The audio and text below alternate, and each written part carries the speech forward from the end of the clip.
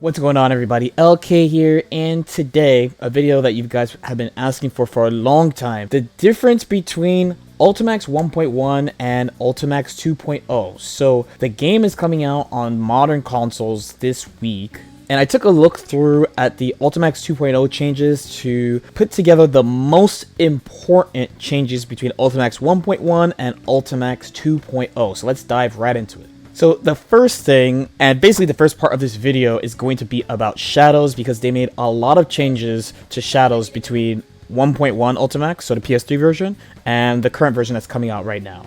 So first, shadow characters build meter 30% faster than normal characters do. So to show this off,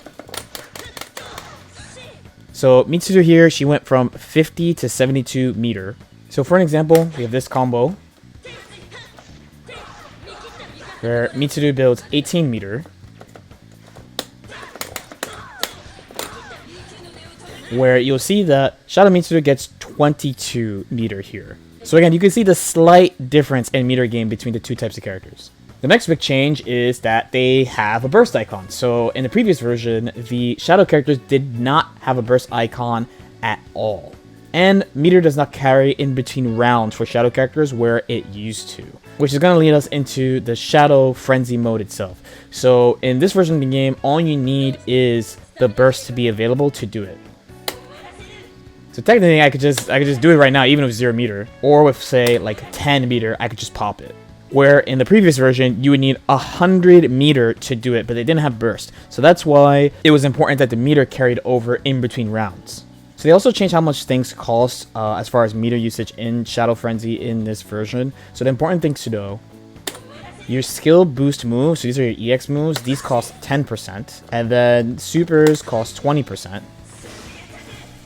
And then the EX supers cost 30%. One more cancel costs 25, as does guard cancel. Another major change in Shadow Frenzy is that the opponent cannot burst at all once you hit them, as opposed to before. So even something as simple as this will lock out the burst gauge. This makes Shadow Frenzy way more dangerous once you access it. For example, that quickly my opponent doesn't have access to burst anymore, and this combo is a ton of damage.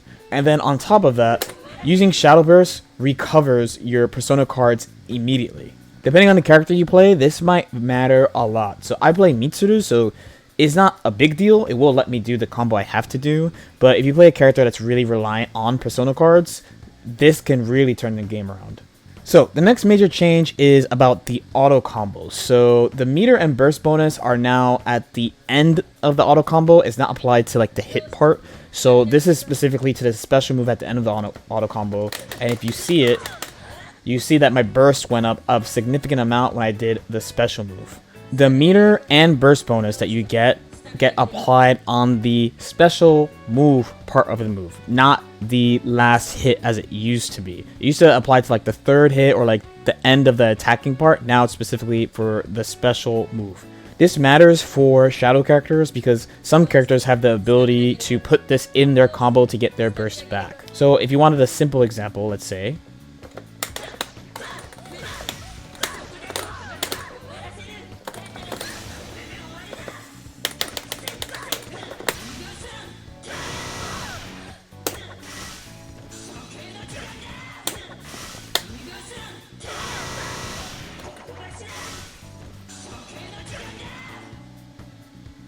so that's with the auto combo giving me my burst back.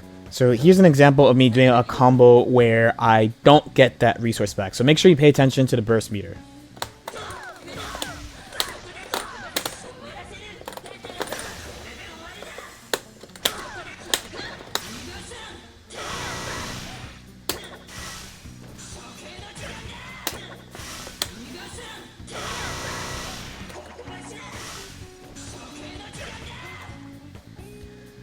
So here you can see a significant difference between the first combo and the second combo.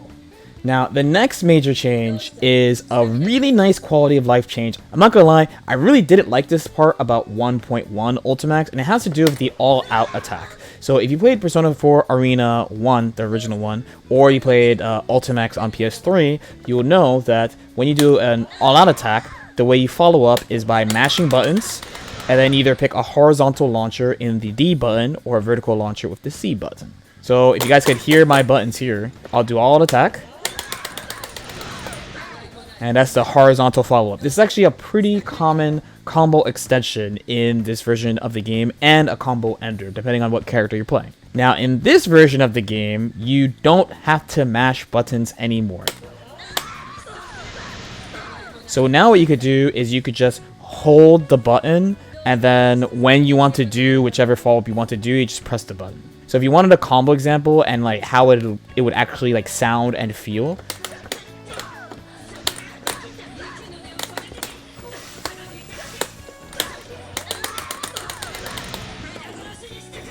so that's with mashing. Now I'll do one where I don't mash.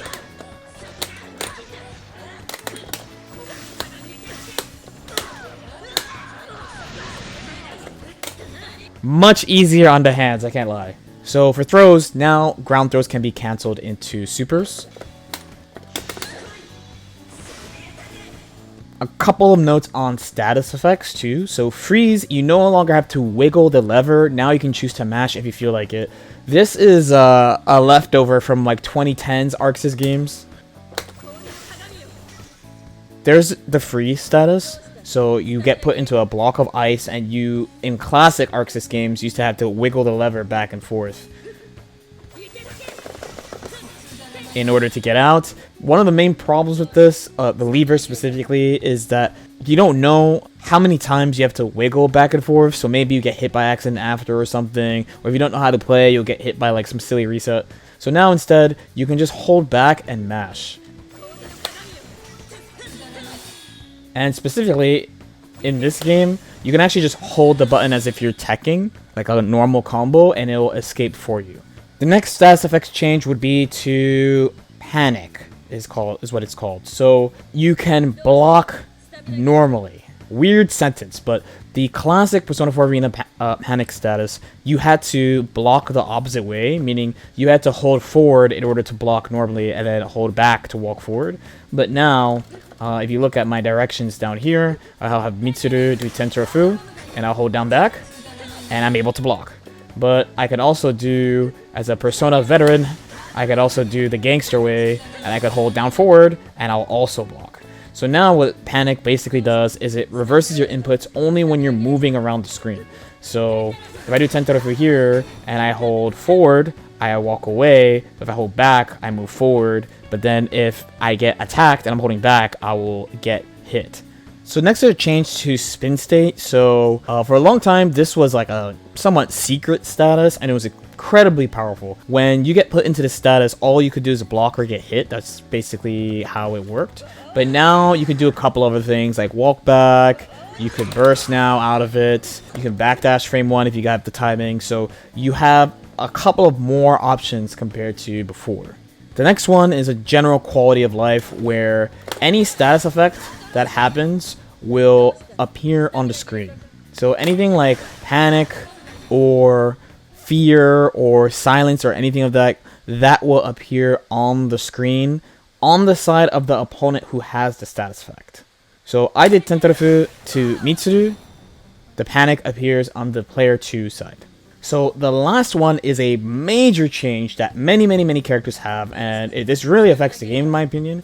It is Persona attacks having invincibility up until the first active frame of the move. Now again, it's not all Persona attacks, but it's definitely many Persona attacks by character, and I have my other character, the other Empress, Margaret here, to use her 5C to show this off. So here you can see it pretty clearly. I'm trying to stab it, and it's just invincible. Now, if I manage to hit Margaret instead, I will break the Persona, but if I can't reach it and it's not active yet, it will be invincible.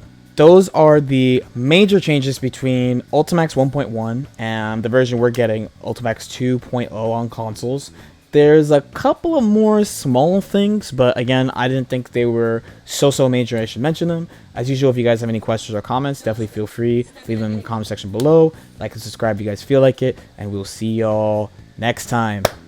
Peace.